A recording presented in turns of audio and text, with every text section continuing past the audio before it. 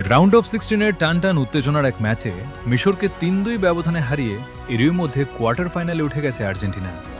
সেখানে দলটার প্রতিপক্ষের নাম সুইজারল্যান্ড।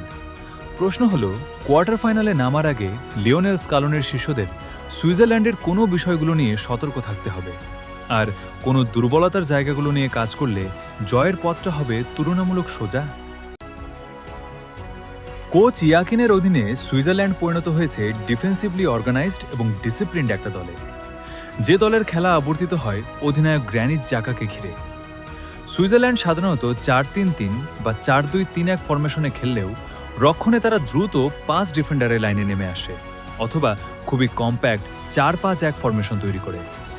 সাধারণত মাঝমাঠে জায়গা বন্ধ করে প্রতিপক্ষকে উইং দিয়ে খেলতে বাধ্য করাই তাদের মূল পরিকল্পনা থাকে, আর রক্ষণে ম্যানুয়েল আকানজি পুরো ডিফেন্সকে নেতৃত্ব দেন।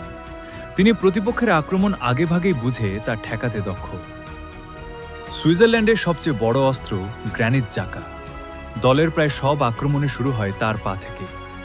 খেলার গতি নিয়ন্ত্রণ, লাইন ভাঙা পাস এবং আক্রমণের ছন্দ তৈরি সবকিছুই তিনি পরিচালনা করেন। তাই জাকাকে নিয়ন্ত্রণে রাখতে পারলে সুইসদের আক্রমণ অনেকটাই ভোঁতা হয়ে যাবে। স্ট্রাইকার ব্রিল এম্বোলো বেশ কার্যকর। প্রতিপক্ষের প্রেসিং এড়াতে সুইজারল্যান্ড প্রায়ই লং বল খেলতে পছন্দ করে। এম্বোলো বল ধরে রেখে অন্যদের আক্রমণে যুক্ত হওয়ার সুযোগ করে দেন, যা আর্জেন্টিনার ডিফেন্সকে অ্যালার্ট থাকতে বাধ্য করবে। তাছাড়া কর্নার ও ফ্রিকিকেও সুইজারল্যান্ড বেশ বিপজ্জনক। ফেবিয়ান রিডার, জাকা ও ভার্গাসের নিখুঁত ডেলিভারির সঙ্গে আকানজি, নিকো এলভেদি ও এম্বোলোর উচ্চতা তাদের বাড়তি সুবিধা এনে দেয়। তবে সুইজারল্যান্ডের শক্তিশালী রক্ষণেও কিছু দুর্বলতা আছে। লেফট ব্যাক রিকার্ডো রদ্রিগেজ আক্রমণে উঠে গেলে তার পেছনে জায়গা তৈরি হয়, আর সেই ফাঁকা জায়গাটাই লিওনেল মেসি, আলভারেজ ও লাউতারো মার্টিনেজের পক্ষে কাজে লাগানো সম্ভব। তাছাড়া ডিফেন্সিভ সেট পিসেও সুইসদের খানিকটা দুর্বলতা আছে।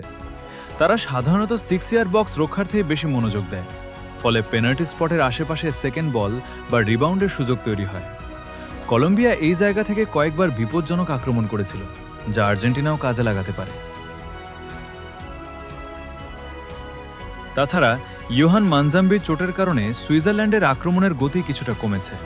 তার বদলেই ফেবিয়ান রিডার বল কন্ট্রোলে এক্সপার্ট হলেও তার মানজাম্বির মতো দ্রুত গতি নেই, পারেন না সেভাবে 1 ভার্সেস 1-এ প্রতিপক্ষকে পরাস্ত করতেও। আরেকটি গুরুত্বপূর্ণ বিষয় হল গ্রানিট জাকা, ডেনিস ও মিরো, এই তিনজনই একটি করে হলুদ কার্ড নিয়ে খেলবেন ওই ম্যাচটাতে। তাই আরেকটা কার্ড দেখলে সম্ভাব্য সেমিফাইনালে খেলতে পারবেন না তারা। যে কারণে আলবিসেলেস্তেদের বিপক্ষে গুরুত্বপূর্ণ সময়ে খানিকটা সতর্ক হয়েই খেলবেন তারা, আর সেটা কাজে লাগাতে পারে আর্জেন্টিনা।